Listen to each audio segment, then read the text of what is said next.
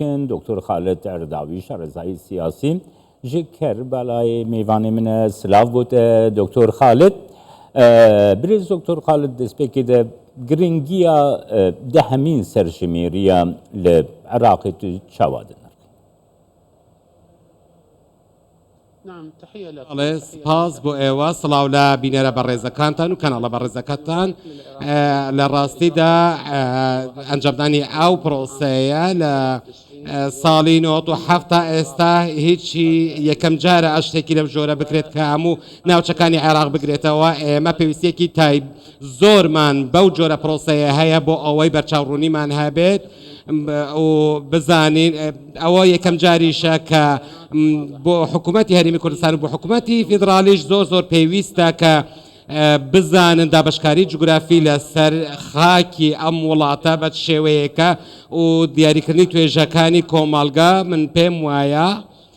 ئەو سەرژمێریە بەرچاوڕوونی زۆر دەخاتە بەردەم هەردوو حکوومەتەکان چونکە پێویستیەکی زۆرە بۆ دیاریکردنی سیاسەتە گشتیەکان لە وڵات چه سیاسەتی ئابووری یاخۆت پلاندانان یاخۆت بۆ زانیاریە تۆمارکراوەکان لەبارەی تەواوی دانیشتوانی عێراق. وەکی نمونە دکتۆر مەسەلە کارگەریاوی لەسەر ئابووری لەسەر ڕەوشە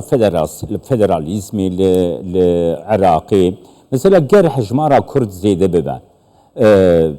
کارگەریاوی چاوا دەبێت دە پراتیکێدە دوێ دەربارەدا ئاگاهداری بدەین. بەڵێ بەڵێ من پێم وایە کە ئێمە لە سەرەتادا پێویستە بە شێوەیەکی بابەتیانە مامەڵە لەگەڵ ئەم سەرژمێریەدا بکەین دوور لە هەر ڕەهەندێکی سیاسی ئەمڕۆ لە هەرێمی کوردستان بەتەنیا ئەو پرۆسەی بەڕێوە ناچێت بەڵکو لە هەموو ناوچەکانی عێراق زۆر بە وردی کار لەسەر ئەو بابەتە دەکرێت و من نمونەیەکی بچووک دەینمەوە لە کەربەلا ئێمە ژمارەی دانیشتوان بە گوێرەی ئەو بودجەیە کە بۆی دیاری کراوە کە پێشتر لە هەندێک ناوچە بۆ نمونە 50,000 کەس بووە بەڵام ئێستا ئەو ژمارەیە گۆڕاوە لەوانەیە لە چەند ناوچەیەکی دیکە گۆڕانکاری بەسەرداهاتە بیتن هەڵبەتە ئامە کاریگەری لەسەر پشکی هەموو پێکاتەیەک دەبێت لە بەگوێرەی دابشکاری دانیشتوان بە پێی ناوچە جوگرافیەکان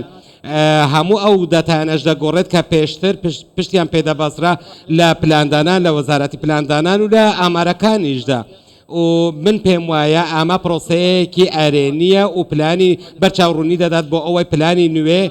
دابڕێژرێت بە شێوەیەکی زانستیانە و هەروەها دەبێتە ئاسانکاریەک بۆ حکوومەتی فیدرال و حکوومەتی هەرێمی کوردستانیش بۆ ئەوەی بتوانن هەمووان لەو سەرژمێریەدا تۆمار بکەن و بنەمایەکیش دەبێت بۆ دکتۆر هەروەها من خۆسەز بپرسم نەها نە سەرژمێری لە عراقی هاتنە پێکانین حتانوها سەرژمێریە یەکەم دبن کۆنترۆلا بریتانیا دە کو هاتی کردن لێ هەر هەش سەرژمێریین دن کو